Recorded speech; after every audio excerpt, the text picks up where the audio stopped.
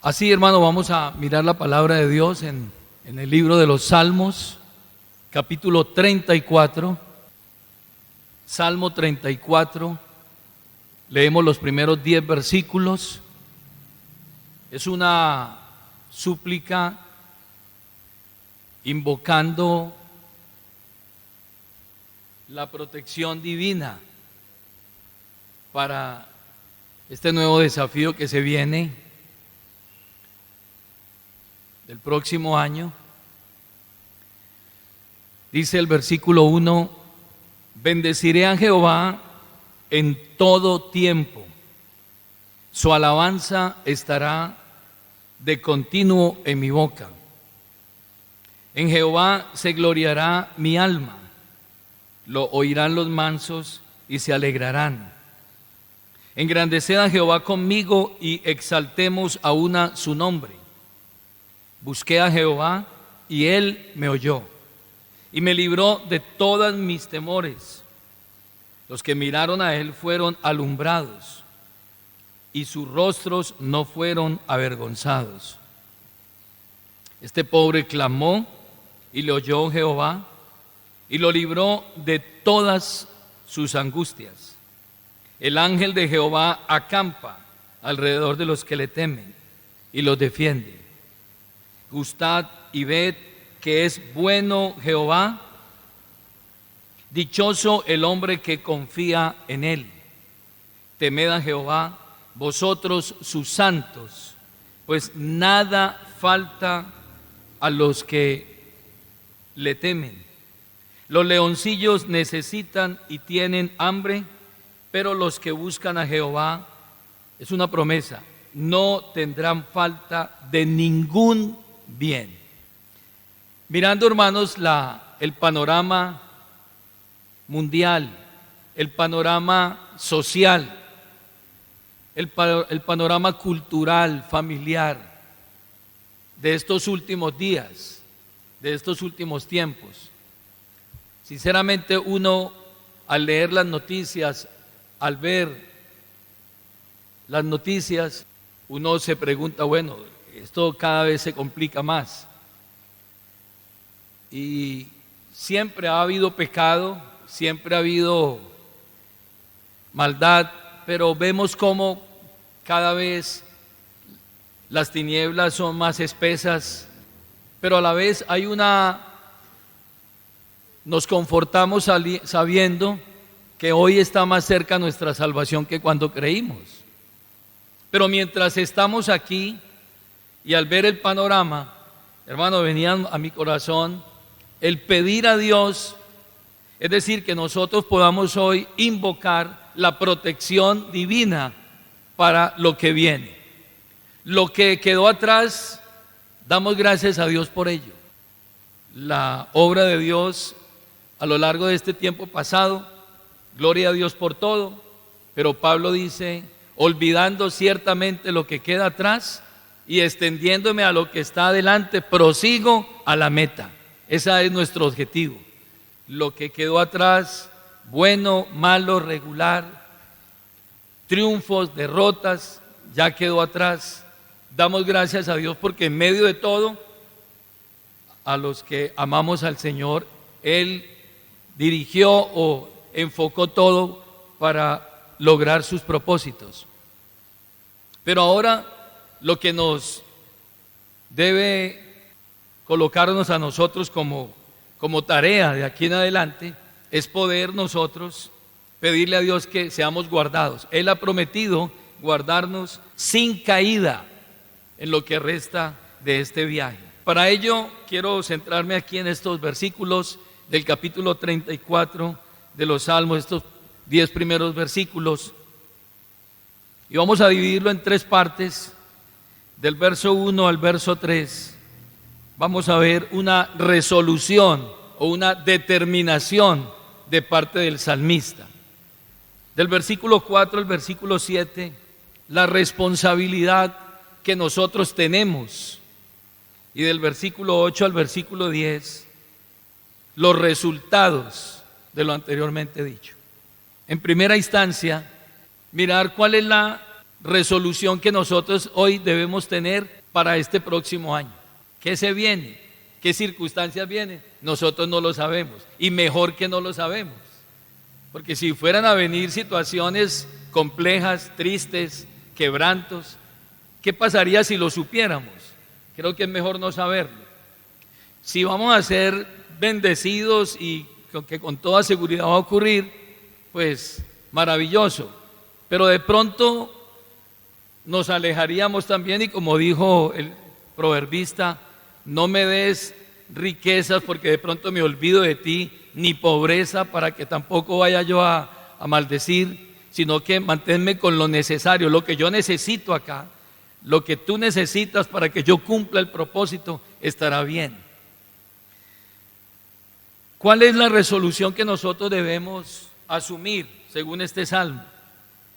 En el versículo 1, el salmista, en medio de una situación de persecución, de dificultad, que encontramos registrados en Primera de Samuel capítulo 21, 22 y 23, él se asió, se agarró de esta protección divina de la cual vamos a hablar en esta mañana. Saúl, su suegro, David estaba casado con la hija de Saúl, pues había determinado acabar con David por celos, porque Dios había bendecido a David y David, Dios lo estaba prosperando en todo. Por esta situación Saúl siente envidia y se determina a acabar con la vida de David, y hace que David tenga que huir y tenga que escapar de la mano de Saúl, pues va a matarle. Se va a refugiar en cuevas, en lugares altos para evitar que Saúl aceche su vida y la acabe. En medio de toda esa persecución, en medio de todo ese quebranto, en medio de tener que dejar su tierra, su gente, su familia y huir, entonces él escribe este salmo. Él va, inspirado por el Espíritu Santo, a hablar en este salmo. ¿Y cuál es la determinación que David toma en medio de ese momento difícil que va a afrontar o que está afrontando? La primera determinación que él toma, él dice en el verso 1, bendeciré a Jehová en todo tiempo. Su alabanza estará de continuo en mi boca. Él comienza con una adoración, con un reconocimiento. Y estaba pensando en el Padre Nuestro, que cuando uno inicia la oración del Padre Nuestro, el Padre Nuestro nos enseña que nosotros debemos santificar, honrar, exaltar el nombre de Dios. Por lo contrario, nosotros a veces iniciamos con las peticiones y erróneamente al arrodillarnos, lo primero que hacemos es sacar una lista de ¿qué? De peticiones, y empiezan a venir a nuestra mente una cantidad de necesidades, de contratiempos, de situaciones que nos inundan nuestro espacio de oración o de comunicación con Dios y hacen que nuestra oración sea infructuosa. El salmista tenía claro que lo primero que tenía que hacer y el arma más poderosa que él tenía era poder ofrecer a Dios una adoración. Y él narra aquí, dice, bendeciré a Jehová en todo tiempo. Es un presente continuo. Cualquier circunstancia, se determinó él, por cualquier circunstancia que yo esté pasando, me he determinado bendecir el nombre de Dios, exaltar a Dios, glorificar a Dios. Sea que esté huyendo, sea que esté perseguido, o sea que tenga que sentarme en el trono para gobernar, sea en las grandes batallas donde hay grandes victorias y donde estemos celebrando, o en momentos de angustia, el salmista se había determinado a bendecir a Dios en todo tiempo. Se cuenta de un mártir llamado Bradford, hablando frente a la reina Mary, en cuyo poder se hallaba por haber predicado el evangelio y estaba sentenciado a muerte, y dice que este mártir se dirigió a la reina y le dijo: si la reina se complace en librarme de la muerte, yo le agradeceré. Si la reina se complace en encarcelarme, pues yo también le agradeceré. Y si la reina determina quemarme y enviarme a la hoguera, yo también le agradeceré. En otras palabras, cualquiera que sea la decisión de la reina, yo estaré agradecido. Y eso es lo mismo que dijo el salmista en estas palabras: bendeciré a Jehová en todo tiempo. Es decir, lo que vaya a suceder de aquí en adelante en este año, nosotros podamos pedirle a Dios que siempre haya en nosotros un corazón agradecido, sea que ganemos o que nos sean quitadas cosas, con el propósito de que podamos estar más enfocados en el reino de Dios. Dios, en su sabiduría, en su soberanía, Él sabrá hacer lo que bien le convenga hacer. Ahora el salmista continúa en el versículo 2 diciendo palabras de exaltación. En el verso 1 él se determina a bendecir a Dios. En el versículo 2 él se determina glorificar a Dios en todo tiempo. Y en el verso 3 dice: engrandeced a Jehová conmigo y exaltemos a una su nombre. El jactarse es una tendencia humana. El gloriarse es una tendencia que todo ser humano tiene cuando tiene un logro, cuando obtiene un premio, un galardón. Y la exaltación es el vehículo de muchos para mostrarse a sí mismo. Pero el salmista, note usted aquí que él no está diciendo que en mí me gloriaré o en mí se gloriará mi alma. No, él está diciendo: en Jehová se gloriará mi alma. Es decir, la gloria, él tenía claro que cualquier logro, cualquier triunfo que él obtendría en su vida, todo se lo debería ¿a quién? A el Señor. Pablo lo dijo claramente y los discípulos lo entendieron claramente. Pablo dijo: si alguno quiere gloriarse, gloríese en el Señor. Pablo dijo: yo no me gloriaré en mis triunfos y en mis logros, sino que me gloriaré en mis debilidades, porque cuando soy más débil, entonces ¿qué? Soy más fuerte.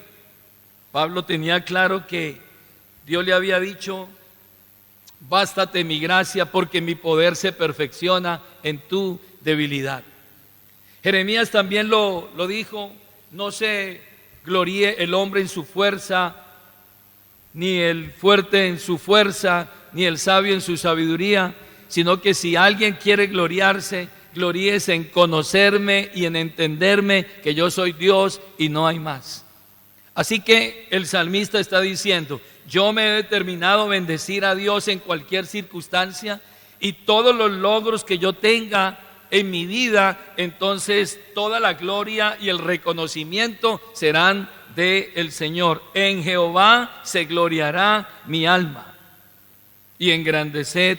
Ahora él habla, invita a otros para que se unan a esa adoración. Y es que cuando un hombre está agradecido y está henchido y lleno y rebosante de gratitud, podrá contagiar a otros. ¿Para qué? Para que exalten de igual manera también a Dios. Note usted que en el verso 3 ya el salmista habla en plural. Dice: engrandeced a Jehová conmigo y exaltemos a una su nombre. Se determinó también para que quienes estuviesen a su alrededor pudieran reconocer la obra de ese Dios del cual él estaba agradecido. En el versículo 4, después de expresar la gratitud, la gloria, el reconocimiento al que todo se lo merece, entonces ahora él asume unas responsabilidades y sabe que si va a ser protegido por Dios, como lo estamos pidiendo nosotros en esta mañana, él debía hacer, él debía cumplir, él debía responsabilizarse de algo. Es decir, creemos en la soberanía divina, creemos en la suficiencia divina, Creemos en que Él es el Dios de todo recurso, que Él es la fuente inagotable. Creemos en sus promesas que son fieles y verdaderas. Pero hermanos, nos toca que asumir también a nosotros una responsabilidad. En la dimensión soberana de Dios, Él se ha comprometido a terminar lo que comenzó con nosotros. Se ha determinado también guardarnos sin caída, perfeccionarnos todos los días a través de la santificación progresiva. Pero a nosotros se nos demanda una responsabilidad humana, personal. Y esa responsabilidad la encontramos aquí en el versículo 4. Lo que nosotros debemos hacer para ser guardados sin caída. Busqué a Jehová y Él me oyó. Busqué a Jehová. Cercano está Jehová a los que le invocan. Buscad a Jehová mientras pueda ser hallado. Llamarle en tanto que Él está cercano. Hay una responsabilidad humana y es busque. El que busca halla. El que llama se le responderá, se le abrirá. Hay una responsabilidad humana, pero tenemos un recurso.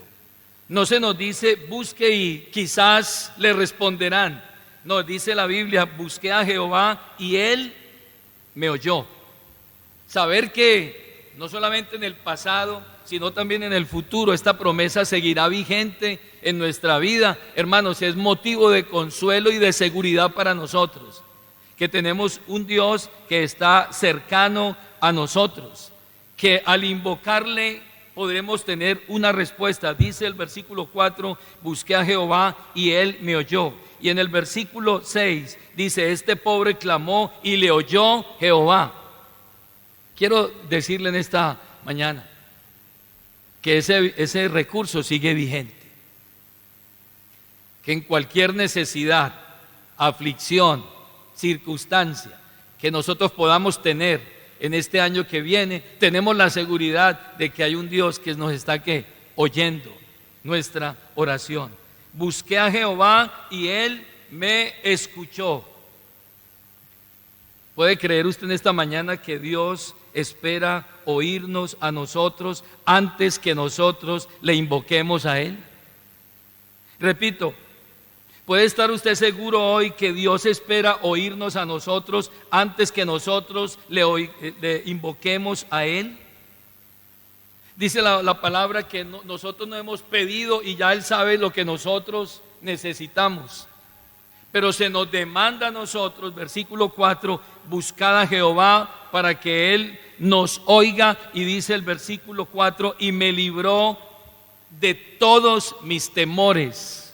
El temor vino por el pecado, pero dice la Biblia que cuando el hombre peca, se escondió de Dios y tuvo miedo y se escondió.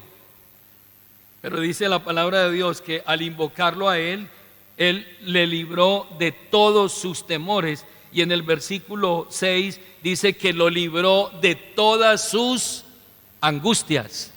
Porque mientras estemos en este mundo van a haber temores, van a haber miedos, van a haber angustias.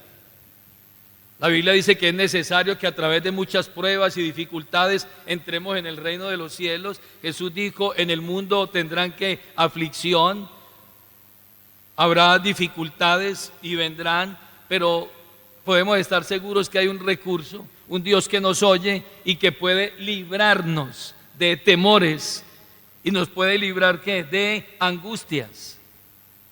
Podremos tener la suficiencia en Él.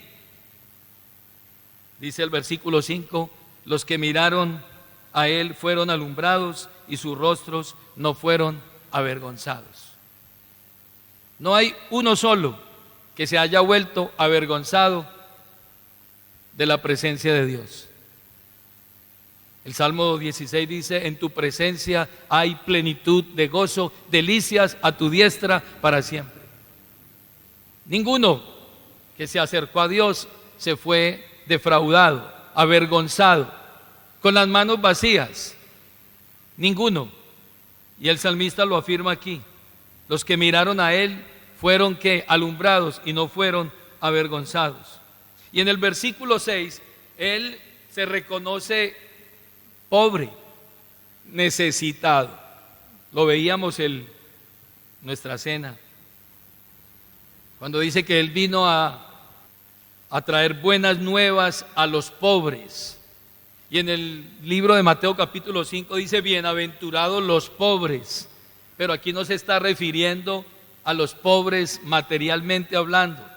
Se está refiriendo a aquellos que nos hemos reconocido incapaces, insuficientes, que reconocemos que nosotros no tenemos ningún recurso en este plan de salvación, sino que somos 100% dependientes de la gracia soberana de Él. Y entonces el salmista está confirmando esta verdad bíblica diciendo, este pobre clamó y le oyó Jehová. Este pobre clamó. Aquí está hablando de un grito de súplica. Era el grito de un pobre, pero no menos poderoso para el cielo, porque el Señor lo escuchó, y el ser escuchado por Dios es ser librado de Dios. Ese pobre clamó y desde el cielo oyeron, porque la Biblia dice que Él se complace en los humildes, en los quebrantados de corazón. Y entonces, si hemos de pedir a Dios algo, hermanos, lo pediremos con un corazón humilde, quebrantado, reconociendo nuestra incapacidad, nuestra insuficiencia, diciéndole a Él, Señor, todo es tuyo y de lo que damos es porque tú nos lo has dado a nosotros. Y el salmista entonces termina diciendo en el verso 7, el ángel de Jehová acampa alrededor de los que le temen y los defiende. Saúl perseguía a David con sus ejércitos, lo tuvo muy cerca, lo tuvo cerca para matarlo. Dios no permitió, no se lo entregó en las manos. Váyase allá, primera de Samuel capítulo 22, muestra cómo David huye, pero en todo el Señor lo está guardando, lo está protegiendo, librándolo de sus angustias, librándolo de sus temores, librándole de circunstancias que en determinado momento lo paralizaban, pero Dios lo alentaba para seguir avanzando.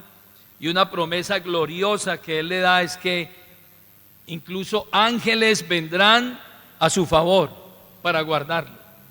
Y eso no solamente tiene que ver con el Antiguo Testamento, porque los ángeles son ministros que trabajan a nuestro favor, como dice Hebreos 1:14, no son todos los ángeles espíritus dedicados al servicio divino, enviados para ayudar a los que han de heredar la salvación. Ángeles. Y yo sé que usted y yo hemos visto la divina providencia proveyendo y guardándonos a nosotros. Y en el Salmo, en primera de Samuel 22, muestra cómo estas personas que estaban en medio de unas circunstancias muy complejas, dice el verso 1, yéndose luego David de allí, huyó a la cueva de Adulán, y cuando sus hermanos y toda la casa de su padre lo supieron, vinieron allí a él y se juntaron con él todos los afligidos, todos los que estaban en deuda y todos los que se hallaban en amargura de espíritu, y fue hecho jefe de ellos y tuvo consigo como 400 hombres. Y se fue David de allí a Mizpa de Moab y dijo al rey de Moab, yo te ruego que mi padre y mi madre estén con vosotros hasta que sepa lo que Dios hará de mí. La mano de David la vida de David estaba en la mano de Dios. El ángel de Jehová acampaba alrededor de él y lo defendía. Y eso debemos creerlo nosotros y confiar nosotros hoy también en que Dios está comprometido no por nosotros, sino por la obra de Cristo que se dio a través de nosotros. Y como dijo Pablo, si nos dio a Cristo, ¿no nos dará juntamente con Él todas las cosas? En el versículo 8, entonces ahora vemos los resultados de esa búsqueda, de ese clamor, de esa confianza que el salmista tuvo y que hoy debemos tener nosotros, y de ese compromiso y de esa determinación que debemos tener hoy nosotros. ¿Cuál fue el resultado? Verso 8. Ahora el salmista está haciendo un desafío a nuestra vida, y es: gustad y ved que es bueno Jehová.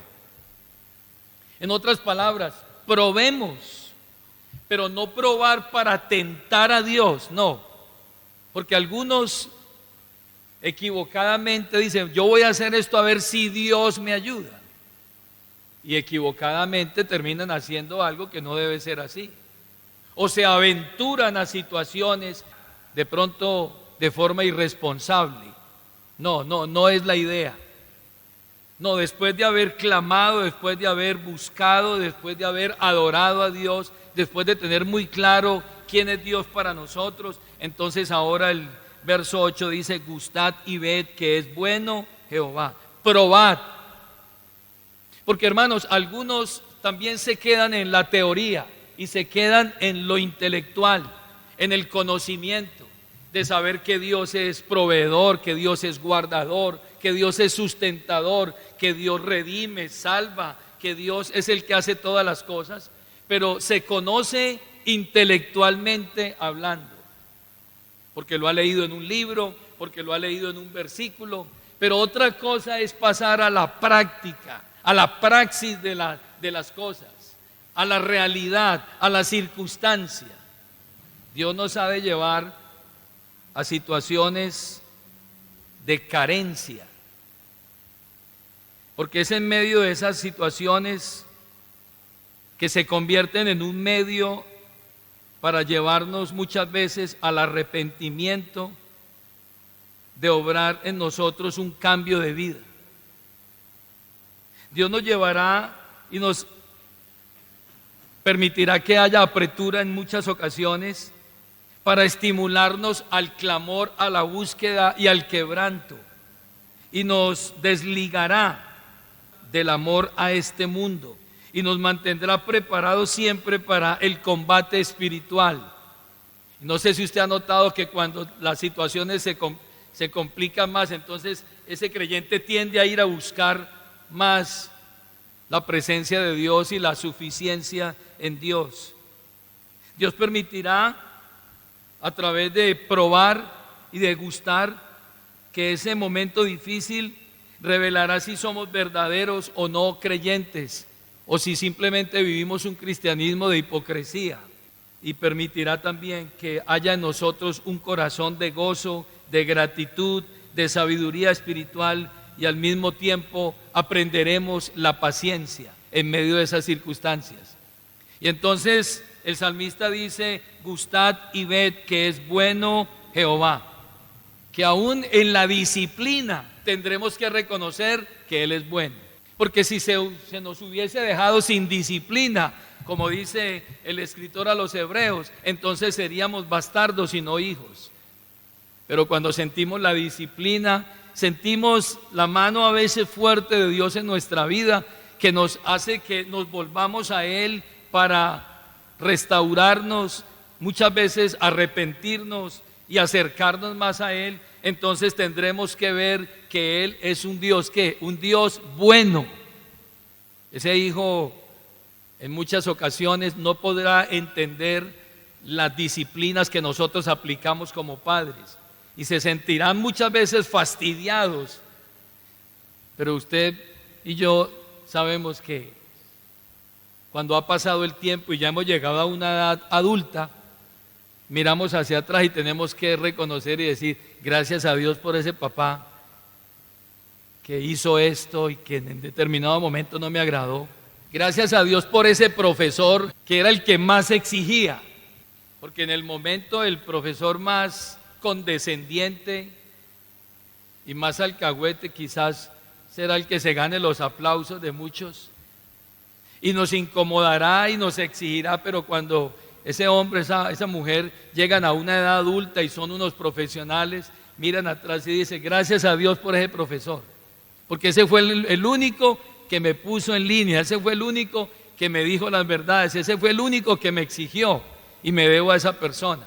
Lo mismo con los padres, lo mismo quizás con un pastor o con un líder de iglesia que te incomodó, que te movió para que reaccionaras. Lo mismo con el Señor. Gustad y ved que es bueno Jehová, dichoso el que confía en Él. Pero esto hay que experimentarlo y Dios nos va a llevar a la práctica este año. Quizás necesitamos más paciencia. Y si estás pidiendo paciencia, te van a mandar una prueba porque la prueba produce paciencia. Quizás necesitemos más amor y entonces te van a mandar una persona aún más complicada, más difícil, para que tú perfecciones el amor. Y nos van a llegar unas circunstancias para que nosotros seamos pasados por el fuego como un crisol y seamos perfeccionados, no en la teoría, no en el libro que yo subrayo con marcador verde y otros colores, y eso está bien, pero no es qué tanto estoy yo experimentando eso, permitiendo que Dios me lea a mí y determine qué es lo que yo realmente necesito para ser como Cristo. Y termina el salmista en el versículo 10 diciendo: los leoncillos necesitan y tienen hambre. Otra versión dice: los potentados se empobrecen y tienen hambre, pero los que buscan a Jehová no tendrán falta de ningún bien. Cuando dice no falta de ningún bien, siempre se nos viene a la mente ¿qué? Lo material. Entonces voy a tener esto y esto. Pero ¿sabes una cosa, mi hermano? Cuando habla de ningún bien, es muy posible que en su gran mayoría el Señor esté hablando de hacerte bien en muchas cosas espirituales que tú necesitas, que ni siquiera los vas a percibir de forma tangible, sino que, como decía hace unos segundos, son cosas que necesitamos para cada vez llegar a la estatura, a la plenitud de Cristo. Ese bien es ese bien que ya nos fue dado a nosotros en Cristo, solo que no lo hemos visto por nuestra ceguera espiritual. Verso 3 de Efesios 1: bendito sea el Dios y Padre de nuestro Señor Jesucristo, que nos bendijo con toda bendición espiritual en los lugares celestiales. Esos son los bienes que el Señor quiere que tú entiendas, y con los bienes que Él ya nos ha bendecido, no que nos va a bendecir, que ya nos ha bendecido, pero que necesitamos abrir los ojos de nuestro entendimiento, como oraba el apóstol Pablo, para que podamos percibir ese bien de Dios en nuestra vida. Verso 18 de ese mismo capítulo de Efesios. La oración de Pablo era para que ellos vieran ese bien que ellos ya tenían en Cristo. Lea el verso 18: alumbrando los ojos de vuestro entendimiento, para que sepáis, para que entendáis, para que veáis, para que percibáis. ¿Qué cosa? Sepáis cuál es la esperanza a que Él os ha llamado. ¿Usted sabe cuál es la esperanza a la que ha sido llamado? ¿Usted sabe lo que nos espera a nosotros? Son cosas impresionantemente grandes lo que nos espera a nosotros. Y eso ya está reservado, eso ya está separado, eso ya está seleccionado, y ya eso tiene su nombre. El Señor en su misericordia, dice la Biblia, que ese tesoro es incorruptible, incontaminado e inmarcesible, reservado en los cielos para nosotros. Eso está reservado, solo que usted y yo, muchas veces por nuestra falta de visión espiritual, vivimos una vida opacada, de pronto nos dejamos saturar o invadir por el temor y la angustia, y nos perdemos de ver eso. Y la oración de Pablo aquí es que los ojos de su entendimiento sean abiertos. ¿Para qué? Para que sepan cuál es la esperanza a la que Él los ha llamado. Esos son los bienes que Dios quiere que usted entienda este año y perciba este año, que usted viva a la luz de la esperanza. Usted se imagina los hijos de un rey, que todavía hay monarquías en el mundo, ¿Qué está pensando ese niño que sabe que él será el próximo rey? Y no es que esté deseando que su padre muera o su madre, no, pero él sabe que tiene una esperanza, que él mañana él va a heredar ese trono. ¿Cómo vive? ¿De cuántas cosas se abstiene? ¿Cómo se comporta? Usted los ve. ¿Cómo se comporta? Porque saben que él es el heredero al trono, que tendrá todos los privilegios. Hermanos, si nosotros lográramos ver la esperanza que tenemos y lo que viene, la pregunta es: ¿cómo viviríamos nosotros la vida cristiana? 18. ¿Cuál es la esperanza a la que Él los ha llamado y cuáles las riquezas de la gloria de su herencia en los santos? Si pudiéramos visualizar al menos los bordes de lo que Dios ya ha preparado para nosotros y todas las riquezas que hay en Cristo. Y verso 19, ¿cuál es la supereminente grandeza del poder que actúa en nosotros? Viviríamos de otra manera. Y ese es el bien del cual podemos hoy nosotros estar confiados y seguros y vivir a la luz de eso. Dice el verso 10, los leoncillos necesitan y tienen hambre, pero los que buscan a Jehová no tendrán falta de ningún bien. Nada faltará a quienes estamos en Cristo, porque en Cristo están escondidos todas las riquezas de la sabiduría y del conocimiento. Y dice Pablo a los Colosenses, y en Él estamos nosotros completos. Dios se ha comprometido de suplirnos de todo el bien que nosotros necesitemos en nuestra vida para este próximo año. Todo lo que usted necesite en Cristo lo va a tener, ya está garantizado en Cristo. Pero hemos de determinarnos nosotros, como decimos en la primera parte, a determinarnos a bendecir a Dios en cualquier circunstancia, en cualquier momento, en cualquier ocasión, en victoria, en derrotas, en abundancia, en escasez, en todo lo que sea, determinarnos a hacerlo. Y determinarnos también a buscarlo a Él, a clamar a Él, a depender de Él, a reconocernos necesitados de la suficiencia que viene de Él. Les invito a estar en pie, por favor. ¿Qué viene para nosotros este año? No lo sabemos. Y como dije al principio, mejor que no lo sabemos. Pues algunos irán a proclamar este año o en los últimos días que nos quedan y motivarán a algunos diciendo que ellos son los capitanes de su propio barco y los arquitectos de su propia vida. Pero yo quiero decirle, hermano, yo no quiero ser el capitán de mi vida. Créame que no quiero ser el capitán de mi vida. Yo quiero que Él sea el capitán de mi vida.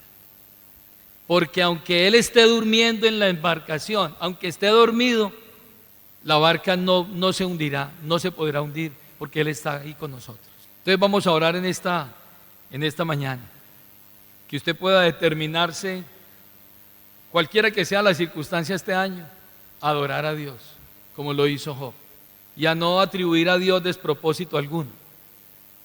Que podamos determinarnos este año a buscar más y no menos. Más, acercarnos más para poder gustar, probar y ver que Él es bueno y que para siempre es su misericordia. Oremos en esta mañana, dándole gracias a Él y encomendándonos, hermanos, como dijo el apóstol Pablo allí a los ancianos de Mileto, dice: los encomiendo a Dios y a la palabra de su gracia, que puede guardarlos a ustedes. Vamos a orar en esta mañana. Padre, muchas gracias te damos en esta preciosa mañana. Señor, hasta aquí tú nos has guardado, tú nos has ayudado, nos has confortado. Y hemos podido ver tu divina providencia en nosotros, tu gracia abundante. Hemos sido guardados y preservados. Y aún en nuestras debilidades y en nuestros pecados, tú has provisto redención, salvación, restauración. Y has puesto un abogado, a Cristo, día y noche para que interceda por nosotros. Es una salvación segura. Pero Señor, nosotros desconocemos lo que viene a futuro, no conocemos, no sabemos. Y gracias a Dios por ello, porque sabemos que nuestro futuro está en tus manos. Padre, que esta iglesia pueda hoy determinarse a buscar, a exaltar y a reconocerte, y a exaltarte y a alabarte, y a darte honor, gloria y reconocimiento en todo lo que suceda en nuestras vidas. Depender de ti, Señor, porque de ti viene nuestra suficiencia. Bendecimos a los niños, los ancianos, cada familia aquí representada. Señor, echamos toda nuestra ansiedad sobre ti, todas nuestras necesidades sobre ti, todos nuestros propósitos, metas y todos nuestros objetivos, Señor, futuros, que queden en tus manos en esta hora, para gloria y alabanza tuya y para reconocimiento nuestro hacia ti, Padre Celestial. Lo pedimos en el nombre de Jesucristo. Amén.